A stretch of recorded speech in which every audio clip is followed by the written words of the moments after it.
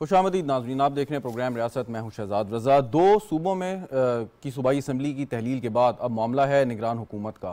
पहले पंजाब में दो नाम सामने आए जो आपस में इत्तफाक राय नहीं हो सका, और जब जो प्रोसीजर है आइन के तहत उसके तहत स्पीकर ने एक पार्लिमानी कमेटी बनाई जिसका कल इजलास है। वो उसमें कोशिश करेंगे 3 दिन के अंदर कोई इत्तफाक राय हो जाए। इम्कान है कि नहीं होगा। पाकिस्तान तहरीक इंसाफ ने शदीद एतराज़ात उठाए हैं जो नाम अपोजिशन ने दिए, और अब मामला फिर under article 254 of the constitution ये जाएगा इलेक्शन कमीशन के पास। इलेक्शन कमीशन के पास 2 दिन होंगे और उसके बाद इलेक्शन कमीशन का जो फैसला होगा वो हतमी होगा। यही मामला खैबर पख्तूनख्वा असम्बली में हमें देखने में आ सकता है, अगरचे बाज़ाब्ता अभी नाम सामने नहीं आए। लेकिन निगरान हुकूमत के कायम होने से पहले ही निगरान हुकूमत को मुतनाज़ा बना देना ये किस चीज़ की अक्कासी करता है कि अगर हम चाहते हैं कि इलेक्शन हो मुल्क में, जल्द अज जल्द हों, वक्त पर हों, तो इस प्रोसेस को जब आप मुतनाज़ा बनाएंगे तो क्या आप पहले से प्रीएम्प्ट कर रहे हैं कि जो भी नतीजा आए आप उसको तस्लीम नहीं करेंगे? अगर आपके हक में आए तो शायद कर लें, अगर हक में ना आए तो ना करें। ये कैसी पॉलिसी है पाकिस्तान तहरीक इंसाफ की? इस पर गुफ्तगू करते हैं। स्टूडियो में ज्वाइन कर रहे हैं मुझे सरदार शाहजहां यूसुफ साहब, मामले खसूसी हैं, वज़ीर आज़म पाकिस्तान। बहुत बहुत शुक्रिया आपका सरदार साहब। नुसरत वाहिद साहिबा हमारे साथ मौजूद हैं, पाकिस्तान तहरीक इंसाफ की रहनुमा, आपका भी बहुत बहुत शुक्रिया। तारिक चौधरी साहब सीनियर साफ़ी हमारे साथ स्टूडियो में मौजूद हैं, आपका भी बहुत शुक्रिया। सेनेटर ताज हैदर साहब पाकिस्तान पीपल्स पार्टी के सीनियर रहनुमा, हमें वीडियो लिंक पे ज्वाइन करें। सर आपका भी बहुत शुक्रिया।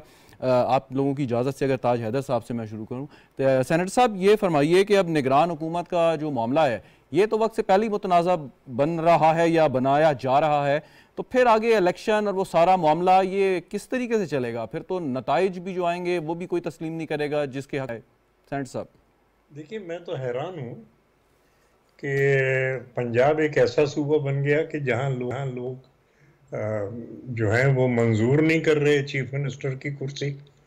यानी बड़े अच्छे अच्छे नाम सामने आए थे, लेकिन उन्होंने हाथ जोड़ के माजरत कर ली कि साहब हमें इस बीच में नहीं पढ़ना। और ये एक ऐसा सूबा बन गया, इतना अच्छा सूबा होता था, इतने अच्छे लोग होते थे।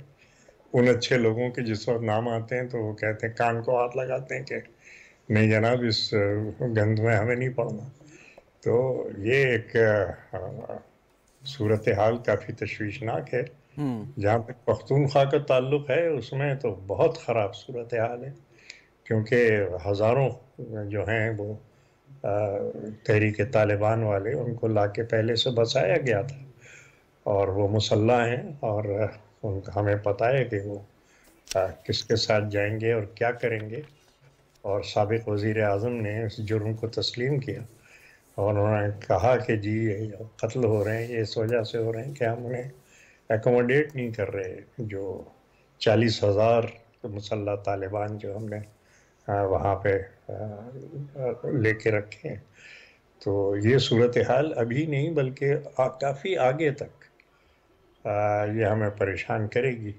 वैसे इस वक्त भी हमारे रोज़ मुसल्लह अफवाज के जवान शहीद हो रहे हैं, हमारे शहरी। आपने दुरुस्त कहा सेनेटर साहब। मिलेगा मेरा सवाल ये है कि अगर निगरान वज़ीर आज़म के या वज़ीर आला के नाम पर इत्तफाक नहीं होता अपोजिशन और हुकूमत का, तो फिर उस इलेक्शन की शफाफियत पर यकीन कौन करेगा? अगर जो भी हारेगा वो यही कहेगा जी कि हमारा इत्तफाक नहीं था, हमें एतराज़ात थे और इस वजह से हमें इलेक्शन हरवा दिया गया, फिर तो वही एक विशिष्ट सर्कल चलता रहेगा। जो नताइज को तस्लीम नहीं करती, जो हमले करती है। हमारे यहाँ भी हमले हो रहे हैं, डीसी ऑफिस में जिस तरीके से तोड़ फोड़ की है और जाके मारा है लोगों को। तो वो एक ही पार्टी है कि जो इस किस्म की करती है और उनके पीछे मुसल्लह कुव्वत तहरीक तालिबान की है। किन के पीछे तहरीक तालिबान है? तहरीक इंसाफ के पीछे। जी यानी तो उसको तहरीक इंसाफ के पीछे तहरीक तालिबान है, ये अब नतीजा आपने लोगों की कैसे अखज़ समझ किया में सर? नहीं आ रहा था और लोग हमसे कह रहे थे कि आप क्यों इस गवर्नमेंट को हटा रहे हैं। आज समझ में आ गया। आज तो उन्होंने खुद तस्लीम किया कि हमने एग्रीमेंट किया था 40,000 तालिबान को यहाँ बसाने का, और उनको अलग से हमें रकूमात भी देनी थी और तमाम चीज़ें करनी थी, लेकिन आपने नहीं की। इस वजह से ये कत्ल हो रहे हैं। ठीक ठीक, चलें तो सर। आपने ये एग्रीमेंट किया था। जी मैं वापस आता हूँ। सरदार साहब, इससे पहले तहरीक तालिबान इस पर गुफ्तगू करें। अगर निगरान वज़ीर आला के ऊपर किसी भी किस्म का मिनिमम इत्तफाक राय भी नहीं होता, तो फिर आगे चल के उसको कौन तस्लीम करेगा? हारने वाली जमात तो कभी ये नहीं कहेगी कि जी ये बिल्कुल ठीक हुआ और सही था। देखिए जी, ताज साहब ने जो बात की, हम सुन रहे थे, सीनियर पॉलिटिशियंस हैं हमारे, और काफ़ी दिलचस्प सिचुएशन बन रही है। लेकिन एक बात ज़रूर है, अब ये बहन यहाँ बैठी हुई हैं, आमिर सिंह से वो क्या इख्तलाफ की बात करें, लेकिन ये ज़रूर हुआ है कि गुज़श्ता 5 सालों में जो सिलसिला आया है इसमें तस्लीम नहीं किया गया किसी चीज़ को भी नहीं। तो जब तक तस्लीम नहीं करेंगे, जब तक हम बैठेंगे नहीं, मशावरत नहीं होगी, तो फिर शूरा का फ़ायदा ही कुछ नहीं होता। शूरा का मकसद ही, पार्लियामेंट का मकसद ही मशावरत है। तो अब ये कॉन्स्टिट्यूशन एक मुतफ़िका तौर पे मंजूर हुआ और 73 के कॉन्स्टिट्यूशन पर 18th अमेंडमेंट में ये सब चीज़ें आई हैं कि चीफ मिनिस्टर जब इंटर्म गवर्नमेंट बनेगी, कैसे बनेगी, किस तरह बनाई जाएगी और किस तरह मुशावरत से। और अब हमें इस चीज़ पे सोचना चाहिए कि अगला इलेक्शन को कब तक हम मुतनाज़ बनाते रहेंगे। तो इसमें देखें, प्रोसेस, ड्यू प्रोसेस तो है, वही है कि अब पंजाब में तो हुआ, चीफ मिनिस्टर और अपोजिशन लीडर का फैसला नहीं हो सका, अब कमेटी के पास चला गया, 3 दिन वो लगाएंगे, एक्सरसाइज करेंगे। अगर 3 दिन विद इन 3 डेज अगर तो वो फैसला करें तो बहुत अच्छी बात है कि विद इन इस पैरामीटर में अब डिसीजन हो जाए। लेकिन उसके बाद फिर अल्टीमेटली जाएगा इलेक्शन कमीशन में। इस सूरत हाल को आप कैसे देखते हैं कि ये तो बड़ी खुशाइंद बात है, हमारी शख्स-ओ-फहमी है कि फैसला हो जाए, लेकिन हर शख्स को तकरीबन यकीन है कि कमेटी की सतह पे फैसला नहीं होगा। ये स्पेकुलेशंस पाकिस्तान में हर जगह पाई जाती हैं। हर शख्स ये समझता है कि ये आपस में फैसला नहीं कर सकते। This is our weakness, politics में हमारी ये वीकनेस है पॉलिटिशियंस की। इसको ख़त्म होना चाहिए और ख़त्म करना चाहिए। हम देखिए, बात यह है कि प्राइम मिनिस्टर साहब की तरफ से जब वो अपोजिशन लीडर थे तो उस वक़्त भी उन्होंने कहा था कि चार्टर ऑफ इकनॉमिक हम करना चाहते हैं। उस वक़्त जो गवर्नमेंट थी वो नहीं मान रही थी। यही बात है ना जी, आज भी वो लोग अपोजिशन में हैं, वो नहीं मान रहे। बुनियादी चीज़ यह है कि हम तो चाहते हैं, और ख़ुसूसन कहते हैं कि जब हम मानने लगते हैं तो आप ऐसी कोई चाल चलते हैं, आप इस्तीफा कर लेते हैं, हम वापस आने लगते हैं, आप हमें घर भेज देते हैं। देखिए, वो तो आज स्पीकर साहब ने उस पर मुकम्मल बात भी कर दी कि जब वो वापस आने की बात हुई तो उससे पहले ये जो रिजिग्नेशन थे 35 का फिगर भी बड़ा इंटरेस्टेड है कि वो आ गए थे और फिर उसके बाद वो एक्सेप्ट हो गए। उसके बाद अभी भी इनके पास एक वाइस मेजॉरिटी है जो एमएनएस है, मेंबर ऑफ पार्लियामेंट, अभी भी आए तो ऑपोजिशन लीडर का ओहदा हासिल कर सकते हैं। ठीक, चलें पार्लियामेंट। ठीक, नुसरत वाहिद साहब, आपके वज़ीर आला जो पंजाब के हैं वो ये कहते हैं कि इलेक्शन कमीशन का लगाया हुआ वज़ीर आला नहीं चलने देंगे। अब इस बयान की मुझे तो कुछ समझ नहीं आई कि उससे क्या वो कहना चाह रहे हैं। मेरे ख्याल में तो वो ये बात कर रहे हैं कि ये चीज़ आपस में तय होनी चाहिए, इलेक्शन कमीशन ना करे इसको तय, क्योंकि जब सारी जमातें बैठेंगी इकट्ठे और वो डिसाइड करेंगी किसको बनना चाहिए, तो वो होना चाहिए कि एक ऑर्डर आ जाए कि आप इसको बना दें। तो इस तरह की चीज़ तो नहीं होनी चाहिए। उसी के लिए, आपके इसी बात के लिए मैंने शुरू में आर्टिकल 224A(3) कोट किया था, जिसमें वाज़ेह है उसका कि अगर दोनों वज़ीर आला और अपोजिशन के माबैन अगर हो जाता है अच्छी बात है, वरना पार्लिमानी कमेटी वो भी नहीं करते तो फाइनली इलेक्शन कमीशन। तो आइन आपको एक रास्ता फराहम कर रहा है, फाइनली है ना, लेकिन शुरू में ही फ़ौरन ही ये सजेशन दे दी जाए कि जी ऐसे होगा, तो फिर ऐसे तो नहीं होगा।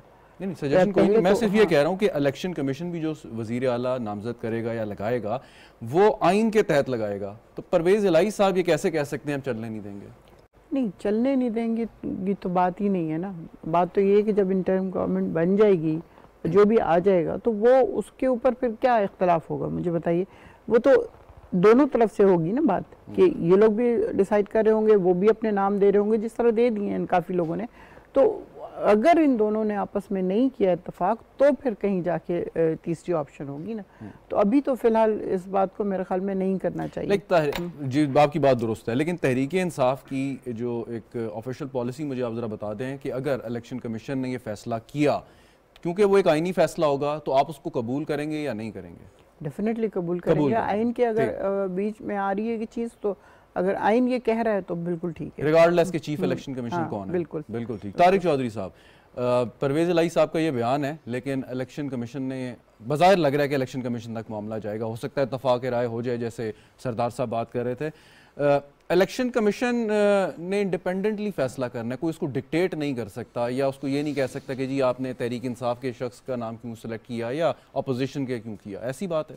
देखिए, एक तो हमारे पास प्रेसिडेंट्स पहले मौजूद हैं 2018 के इलेक्शन की भी और 2013 के इलेक्शन की भी कि सूबे में शायद एक आदमी और मरकज़ में इत्तफाक़ राय जब नहीं हुआ और सारा प्रोसेस पूरा हो गया, तो आखिर में ड्यू प्रोसेस के तहत जब मामला इलेक्शन कमिश्नर उस वक्त के इलेक्शन कमिश्नर के पास पहुंचा, तो उन्होंने अपने आइनी इख्तियारात के तहत उसको नॉमिनेट कर दिया और उसने अपना इलेक्शन जो था मुनक्कद कराया।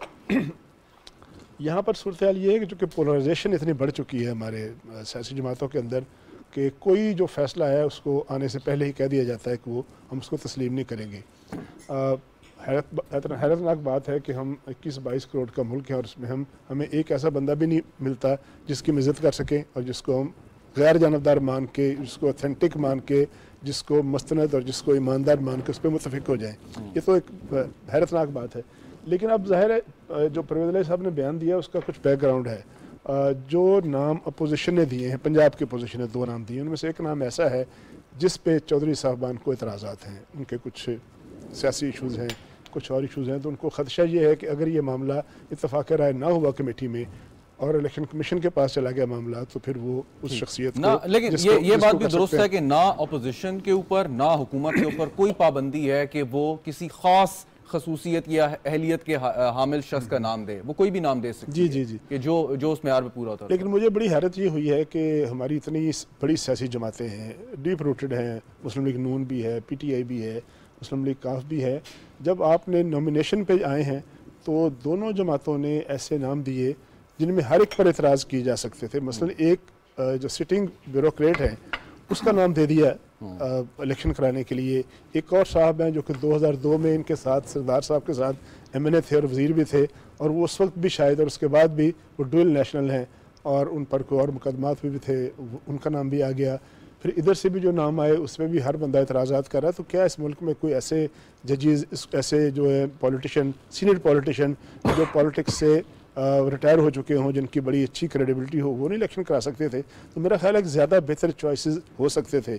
लेकिन अब चूँकि चॉइसेस आ गए, नाम सामने आ गए, तो इलेक्शन कमीशन किसी फ़र्द का नाम नहीं है। इलेक्शन कमीशन आईन पाकिस्तान के तहत बनाए हुए एक अदारे का नाम है, और वो इलेक्शन अगर किसी का नाम देगा तो फिर उसको कबूल करना चाहिए। आपको कैसी लगी? तीसरी बात ये सिर्फ एक आखिरी फिक्रा बोल के कि अगर कोई किसी शख्स पे इत्तेफाक नहीं होता और कहीं भी किसी बात पे इत्तेफाक नहीं होता, तो उसके कानूनी रास्ते होते हैं और दूसरे रास्ते होते हैं लड़ाई झगड़े के। तो हमारा आईन पाकिस्तान जो है बिल्कुल क्लियर है इस मामले में कि अगर आप इत्तेफाक राय कर लें, इसमें आपको मना तो नहीं किया किसी ने। 3 MPs आपके हैं, 3 MPs उनके हैं, आप कोलीग्स हैं सारे और पुराने कोलीग्स हैं, आप बैठ के फैसला कर ले। अगर आप फैसला नहीं करेंगे तो फिर आइन हरकत में आएगा, तो आइन फैसला करेगा। बिल्कुल, उसको तो कबूल करना चाहिए। साहिबा ने कहा कि इलेक्शन कमीशन जो फैसला कर ले तो उसके बाद कोई उस पर डिस्प्यूट अच्छा किया। परवेज इलाही साहब जब ये कहते हैं हम चलने नहीं देंगे, क्या मतलब चलने, कैसे, क्या? मैंने तो किया कि एक बंदे पे एतराज़ है उनको, अब हम नाम क्या लें? एतराज़ है, लेकिन अगर एक फैसला इलेक्शन कमीशन ऑफ पाकिस्तान आइन के उसी प्रोसेस के तहत उसको मानना चाहिए। उसको अगर मैं आइन को नहीं मानूंगा और उस आइन के तहत मैं उसी आइन के तहत मैं चीफ मिनिस्टर बनता हूँ, माजी में आपके ख्याल में कैसे चलने नहीं देंगे? फिर कोई एहतजाजी सिलसिला शुरू सर उसको कंट्रोवर्शियल करेंगे, उस पर एतराज़ करेंगे, उस पर बयानबाजी करेंगे ताकि लोग जो है समझें, उनका जो कैडर है, उनके जो फॉलोअर्स हैं उन पर एतराज़ करेंगे, उस पर शक करेंगे, उनकी ऑथेंटिसिटी पे एतराज़ करेंगे, उनकी क्रेडिबिलिटी पे, उनकी साख पे एतराज़ करेंगे। नतीजा निकलेगा कि आप कल को मौका मिल जाएगा कि इलेक्शन ठीक नहीं हुए अगर रिजल्ट उनके हक में ना आया तो। बिल्कुल ठीक। ताज हैदर साहब, अगरचे निगरान हुकूमत के लिए जो नाम आए हैं उन पर एतराज़ आया है, बड़ा शदीद एतराज़ आया है, लेकिन इसके साथ एक इलेक्शन कमीशन भी इदारा है जिसका काम है कि वो इंश्योर करेगा कि साफ़ और शफाफ इंतखाबात हों। आप जब ना निगरान वज़ीर आला को तस्लीम करेंगे, आप इलेक्शन कमीशन को तस्लीम नहीं करेंगे, आप वहाँ की ब्यूरोक्रेसी को नहीं करेंगे, आप वफाकी हुकूमत पर एतराज़ उठाएंगे, तो फिर ये कैसे इलेक्शन आप लड़ने जा रहे हैं? मुझे इस चीज़ का जवाब समझ नहीं आ रहा, अगर आप रहनुमाई कर दें। जी नहीं, ये सिर्फ एतराज़ नहीं है, इलेक्शन कमीशन की एक मुसलसल तौहीन की जा रही है और जानबूझ के तौहीन की जा रही है।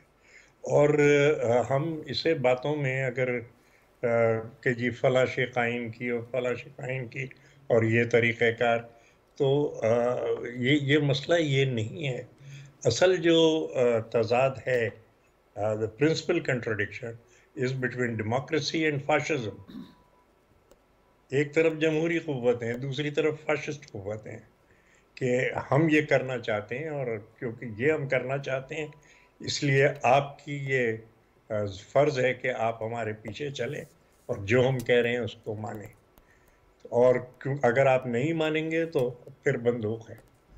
ये तमाम चीज़ जो है ये एक इंतहा पसंदी और दहशत गर्दी और ये तमाम चीज़ें, और आज के बाद अगर देखिए, हम कहते थे, हम एतराज़ करते थे, लेकिन आज जिन्होंने के इन लोगों को लाके बसाया है, आज उन्होंने खुद कहा है कि जी, और इल्ज़ाम दिया है कि आप क्यों नहीं मान रहे। तो इस सूरत हाल के अंदर जबकि मुसल्लह लश्कर मौजूद हैं, प्राइवेट आर्मीज, आप क्या समझते हैं कि जमहूरियत पनप सकती है?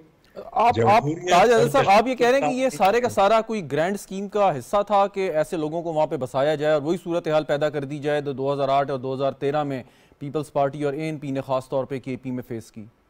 नहीं, अफवाज पाकिस्तान से क्या झगड़ा है? अफवाज पाकिस्तान से यही झगड़ा है कि उन्होंने फैसला किया कि ये इंतहा पसंद और दहशतगर्द जो है उनके खिलाफ हम कार्रवाई करेंगे, और अफवाज पाकिस्तान में मुसलसल हमले किए जा रहे हैं और उन हमलों की मजम्मत नहीं की जा रही, बल्कि ये कहा जा रहा है कि क्योंकि आपने पैसे नहीं दिए, आपने इनको अकोमोडेट नहीं किया, इसलिए ये हमले होते रहेंगे और ज़्यादा बढ़ेंगे। ये क्या है भाई? अगर वो पाकिस्तानी शहरी हैं तो वो हथियार रखें, पाकिस्तान के आईन और कानून को तस्लीम करें, और अगर पाकिस्तानी शहरी हैं तो उनके घर मौजूद होंगे और उनको वो अपने घरों में जाएं। लेकिन ये एक बहुत बहुत लंबा काम हो रहा है, और मुझे बिल्कुल हमारे सिंध के अंदर काफ़ी तशवीशनाक सूरत हाल है, क्योंकि यहाँ हमारे लोग जो हैं वो इससे परेशान है कि ये लोग यहाँ आके ना बस जाएं और यहाँ इनकी मौजूदगी, ये हम सिंधी इसको बर्दाश्त, सिंधी क्या कोई भी पाकिस्तानी इसको बर्दाश्त नहीं कर सकता। लेकिन इसमें जिम्मेदारी तो आपकी सूबाई हुकूमत की है, लॉ एंड ऑर्डर आपके मातहत काम करता है, सारे डिपार्टमेंट्स आपके मातहत काम करते हैं। अगर आप उनको रोकना चाहें तो कोई इसमें इतनी मुश्किल बात नहीं है। मरकजी हुकूमत अगर दहशतगर्दी की सरपरस्ती करेगी और मोस्ट मॉडर्न अमेरिकन आर्म्स के साथ इक्विप्ड ये लोग अगर आएंगे तो माफ कीजिएगा, सूबाई पुलिस मरने के लिए नहीं है। चलें, सरदार शाहजहां यूसुफ साहब भी यहाँ पे मौजूद हैं हमारे साथ। आप ये जो ताज हैदर साहब गुफ्तगू कर रहे हैं, ये तो फिर इस तरह डायरेक्ट इलेक्शन पे ये सूरत हाल असरअंदाज हो सकती है अगर ऐसी सूरत हाल है तो। नहीं तो आप रेत में क्यों अपना सर दबा के बैठे? चलें, अगर उनका जवाब सुन लें शाहजहां यूसुफ साहब का। जी सर। देखिए, जो ताज हैदर साहब ने बात की, बिल्कुल ये सिचुएशन इस वक्त KPK में काफ़ी हद तक है। आप देखें कि जो रिसेंटली फ्यू डेज बैक हमारे जो वहाँ पे थानों पे हमले हुए, हमारी लॉ इन्फोर्समेंट एजेंसीज जो हैं उनके ऊपर हमले हुए, और फिर सिक्योरिटी फोर्सेस के जितने भी, अब ये इंतहाई टेंशन, इंतहाई 70,000 पाकिस्तानी जान दे चुके हैं, 70,000 किसी हद तक नहीं है जी, सिविल वॉर है, 70,000 पाकिस्तानियों की जानें जा चुकी हैं। बिल्कुल ताज साहब ठीक कहते हैं कि ये जो सिचुएशन है इस वक्त, अगर तो आप देखें तो KPK में आपका जो साउथ है बड़ा डिफ़िकल्ट हो चुका है कि वहाँ इलेक्शन हो, हालात ऐसे पैदा हो रहे हैं।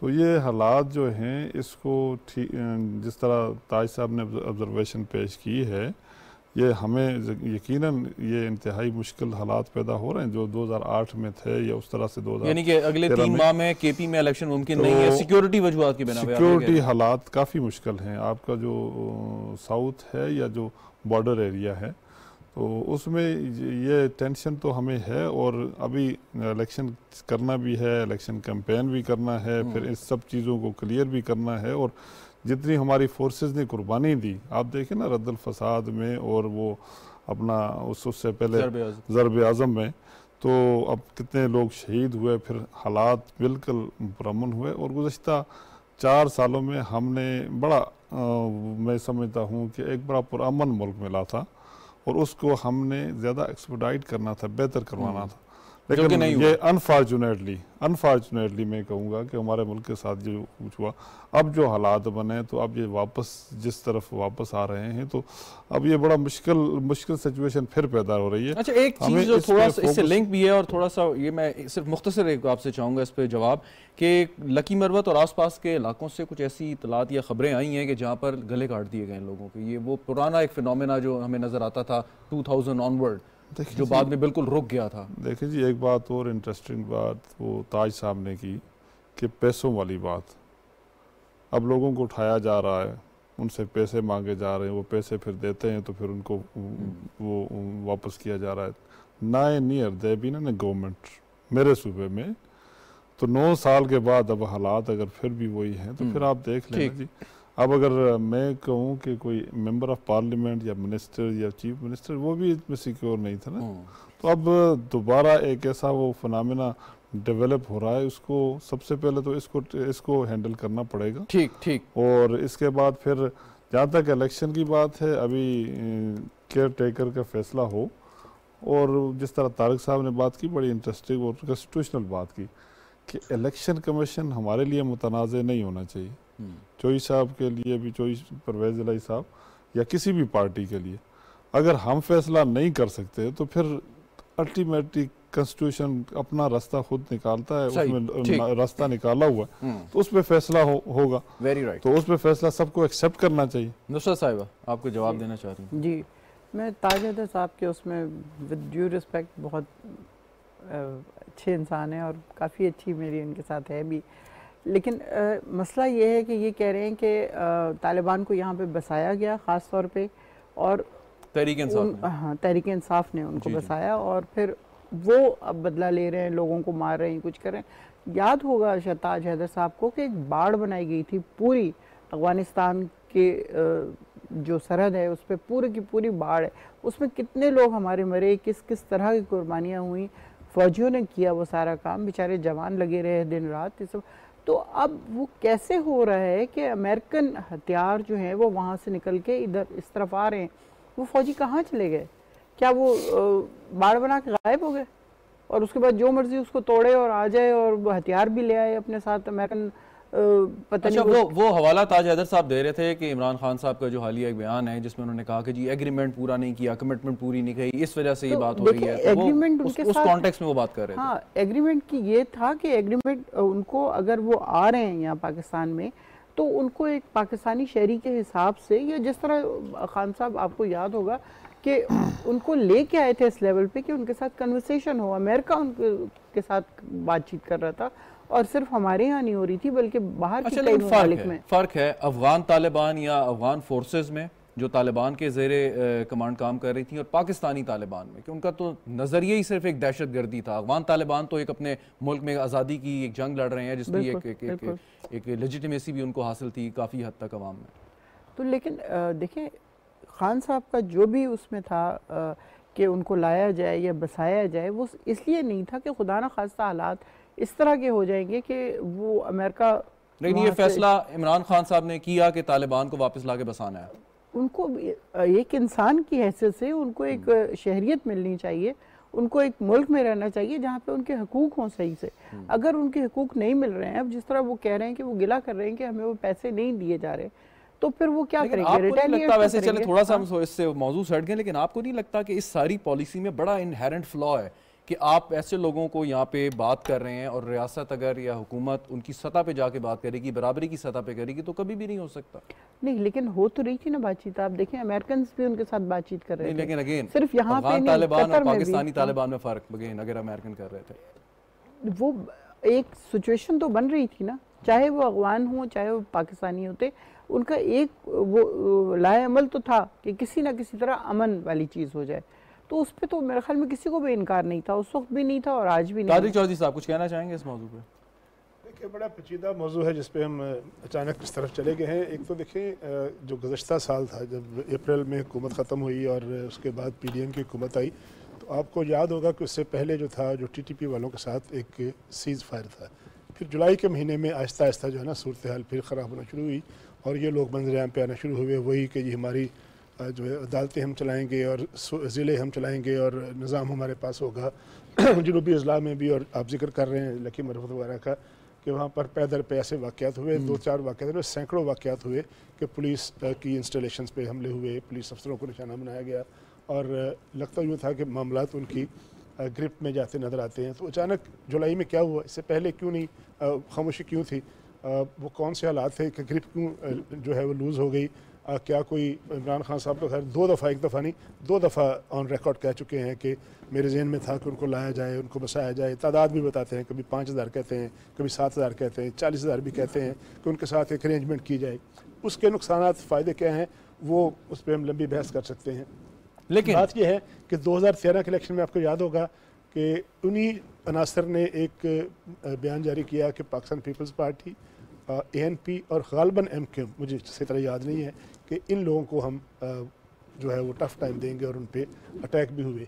अब फिर एक मरतबा पिछले महीने फिर एक बयान आ गया TTP की तरफ से, लिखा हुआ, तरदीद भी नहीं आई उसकी, कि पीपल्स पार्टी और मुस्लिम लीग नून के बारे में अपने उन्होंने मनफी जज्बात का इजहार किया और एक मरतबा फिर उनको इस माहौल में यही सवाल मेरा यही था कि इस माहौल में कि अगर किसी सियासी जमात को या सियासी कारकुन को, वो किसी सियासी जमात का हो या आज़ाद हो, अगर उसको ये खौफ हो, ये खदशा हो, ये डर हो कि मैं कारर मीटिंग नहीं कर सकूँगा, मैं जलसा नहीं कर सकूँगा, मैं अपने वोटर के पास नहीं जा सकूँगा, मैं अवाम से रजू नहीं कर सकूँगा, तो वो इलेक्शन जो है फिर क्वेश्चन हो जाते हैं।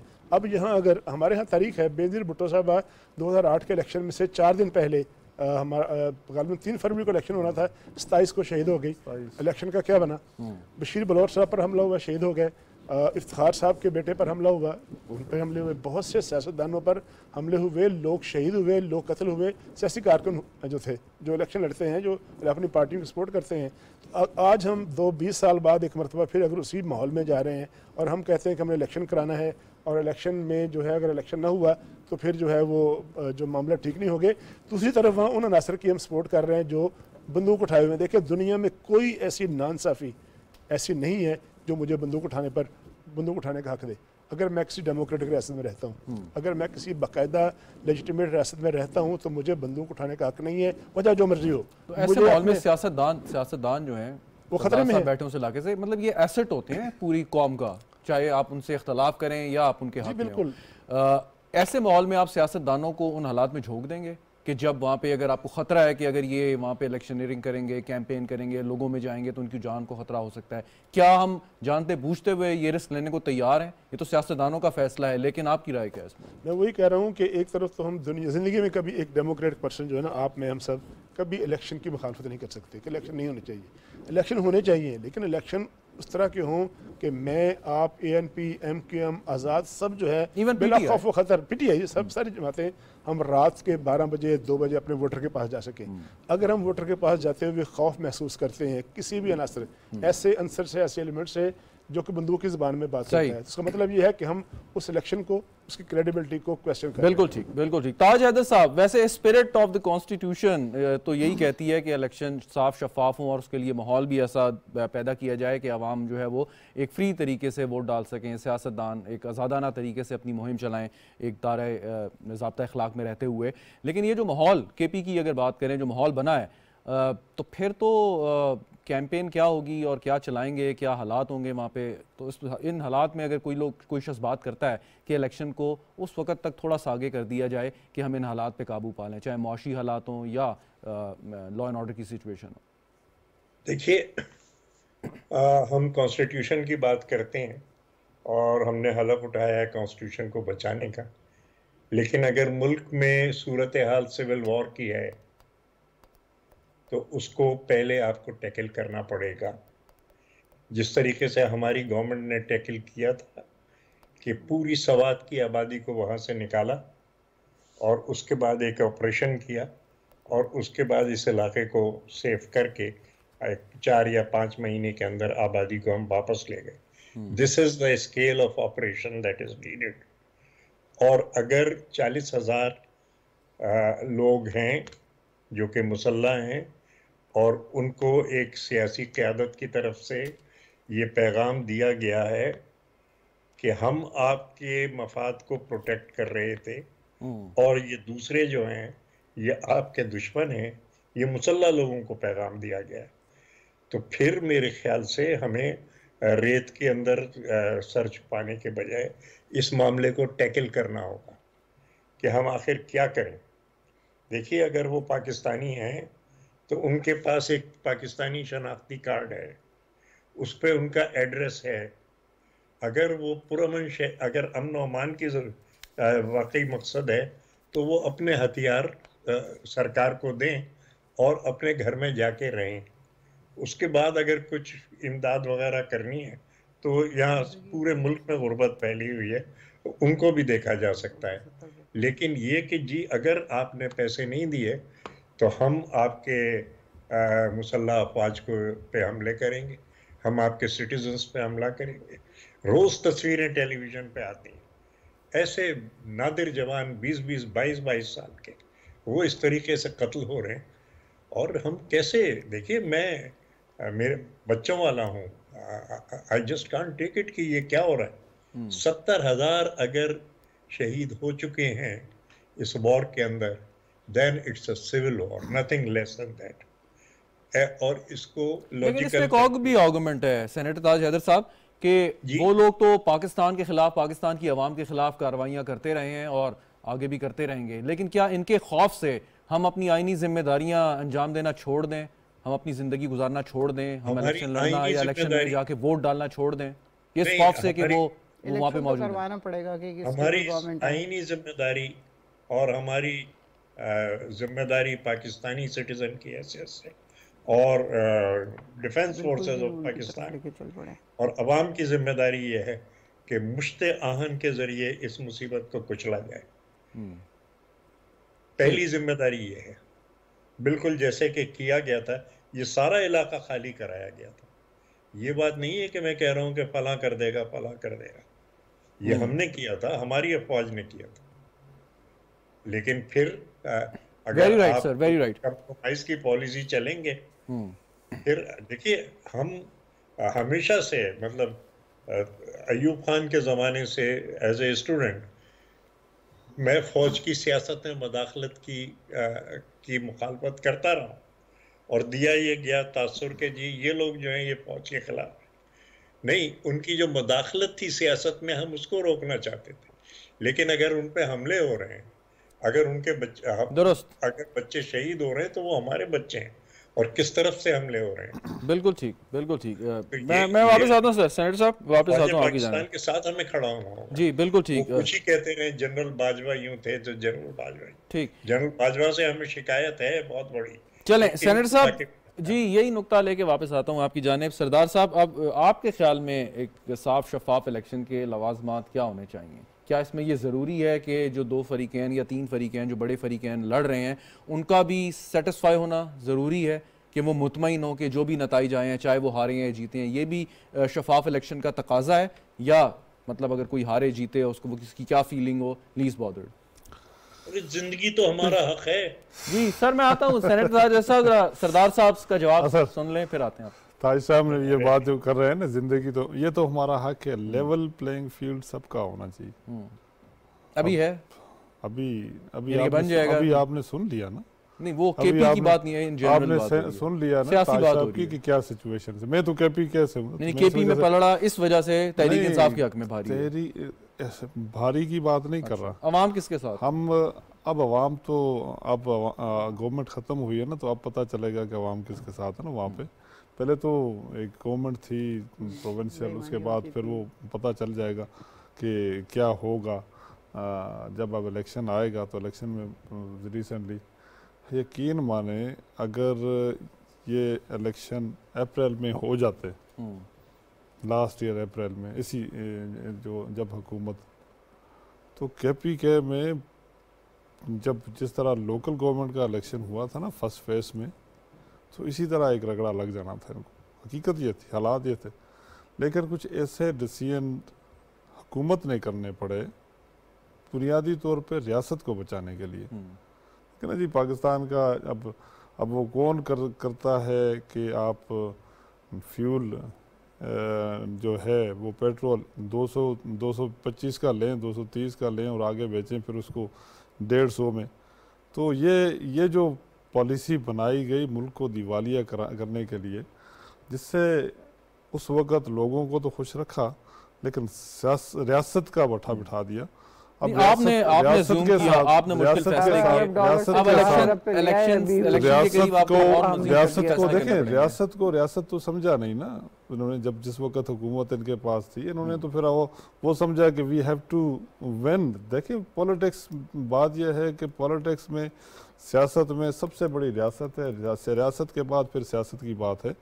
तो अब बात यह है कि हम तो रियासत की सर्वाइवल की बात करते हैं कि उसको बनाए, उसके लिए तो उसके लिए जो बात है, तो उस लिहाज से मैं समझता हूँ कि हमारे जो सख्त फैसले हुए, सख्त फैसलों की वजह से अगर जो अब आवाम आहिस्ता आहिस्ता समझ रही है, अब ये जब जाएंगे तो आहिस्ता आहिस्ता पता चल जाएगा, तो हालात इंशाअल्लाह बेहतर होंगे। लेकिन जो मेन कंसर्न KPK में और ख़ासकर साउथ में ऑफ KPK में है, जो ताज साहब ने बात की, मेन कंसर्न वो है कि वहाँ पे वो जो इंसर्जेंसी पैदा हो रही है, इसको ख़त्म करना पड़ेगा, इंतहाई ज़रूरी है। उसके बाद फिर देखिए माशियत जो है, माशियत का बिगाड़ आप अगर कह दें तो 70 साल में इतना बिगाड़ नहीं हुआ जितना ये 4 साल में बिगाड़ पैदा हुआ।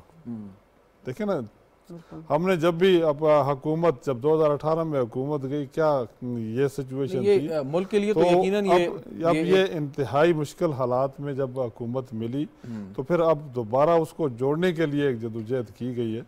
आप जिस इलेक्शन कभी भी हो जाए, आप जिस मईशत का हवाला दें, वो 8 अरब से 18 अरब पे लेके गए, और उस 18 अरब को इन लोगों ने 8 महीनों में 4 अरब पे ले आए वापस। तो मईशत हमने खराब की, सारा कुछ हमने एक्सपोर्ट, हमारे जमाने में बड़ी इंडस्ट्रीज हमारी बढ़ रही थी, सारी चीजें 100% पे काम कर रही थी।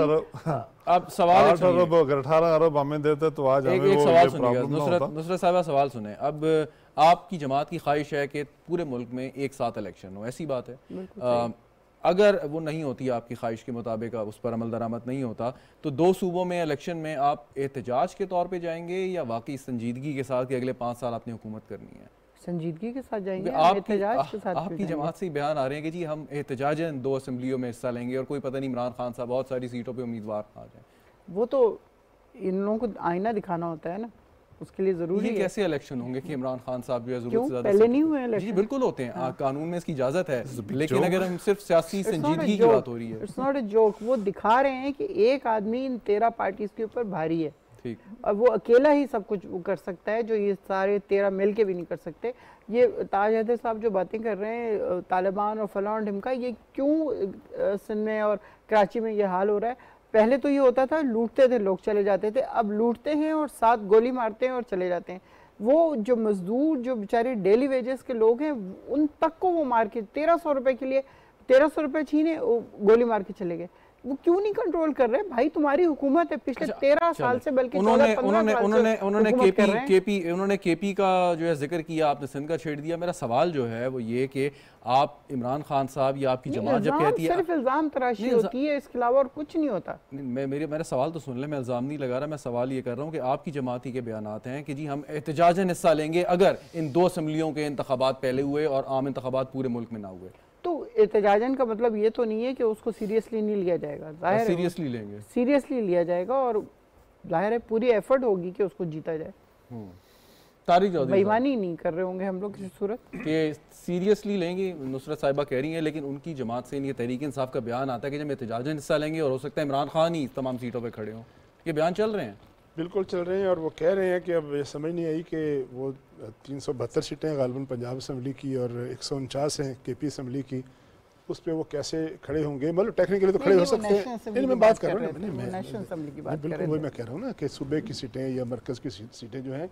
एक मैं ये जानना ये चाहता हूँ सब दोस्तों से कि अगर किसी एक मुल्क में जहाँ पार्लिमानी फेडरल पार्लियामेंट्री सिस्टम हो, वहाँ अगर सूबों में और मरकज़ में अलग अलग इलेक्शन हो जाए तो इसमें हर्ज क्या है? हमारे 7 मुल्क है इंडिया, वहाँ 36 के करीब रियासतें हैं और हर 6 महीने बाद 2-3 रियासतों में इलेक्शन हो रहा होता है।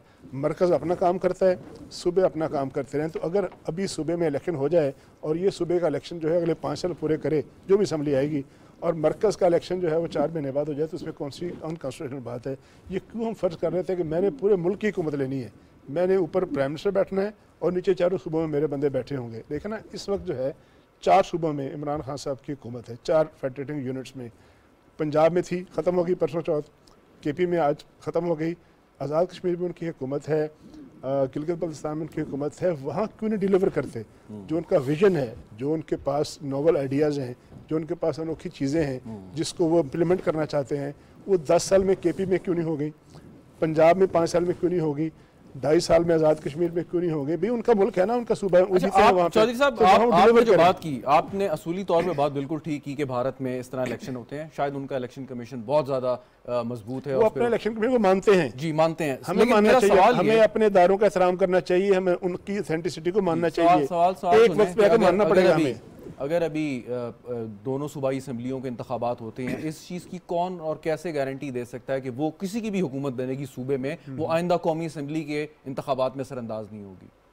ही अगर असरअंदाज होती है तो फिर इसका मतलब होगा कि हमारा बयान ही कमज़ोर होगा। जो हम इलेक्शन लड़ने जा रहे हैं, इसका मतलब यह है कि हम बिलीव करते हैं कि इलेक्शन में वो सारी गड़बड़ें होती हैं, वो सूबाई हुकूमतें असरअंदाज होती हैं। हम खुद सीखने के लिए तैयार नहीं है ना। इसका मतलब है फिर हम एक तरफ कहते हैं कि हम अनोखे हैं, अलग हैं, नई चीज़ें लेके आए हैं, नया पाकिस्तान लेके आए हैं, नए आइडियाज़ लेके आए हैं। पुरानी फरसुदा सियासत है, वो 30 साल पुराने सियासतदान हैं, वो बारियाँ लेते थे। तो अगर हम भी उन्हीं बातों पर बिलीव करेंगे, उसी बेस पे इलेक्शन लड़ेंगे, तो इसका मतलब है कि हम सिर्फ एक नैरेटिव लेके आए हैं, अमली तौर पर हम कुछ नहीं कर रहे। बिल्कुल ठीक। सेनेटर ताज अहद साहब, फाइनली ज़रा बताइए कि अब पंजाब में, केपी में इलेक्शन मुहिम का आगाज़ हो जाएगा, तमाम जमातें ज़ोर लगाएंगी इसमें, तो ये एक बहुत बड़ी एक्सरसाइज है और उससे उम्मीद यही रखनी चाहिए हमें कि इस्तेहकाम आएगा, मुल्क में सियासी इस्तेहकाम आएगा, जिसकी वजह से आगे मुआशी इस्तेहकाम आएगा। तो उसके लिए सबका कुछ ना कुछ किरदार है जो अदा करना है। पीपल्स पार्टी का क्या किरदार, मतलब एज अ सियासी जमात और इस सारे के सारे पैकेज के हिस्से के तौर पे कैसे देखते हैं आप कि आपकी पार्टी का क्या विजन है, कैसे इस किरदार को अदा करने को तैयार है? देखिए, हमारा एक माशी प्रोग्राम है, हमारा एक सियासी नज़रिया है, हम उसके तहत जो है वो इंतखाबात लड़ेंगे। अभी हमने जो सिंध का अंदर दूसरे मरहले के इंतखाबात हैं, उसके अंदर पूरी तंजीम बन के हम इंतखाबात एक माशी नज़रिए के साथ लड़ेंगे और जो ख़राबियाँ हैं उनकी निशानदेही करेंगे। सबसे बड़ी ख़राबी ये है कि IMF के साथ जो एग्रीमेंट किया गया एक्सटेंडेड फाइनेंशियल फैसिलिटी का, एक तो होते हैं मुख्तसर मुद्दत के कर्जे जो आप ले लेते हैं और उसके बाद उनको अदा कर देते हैं।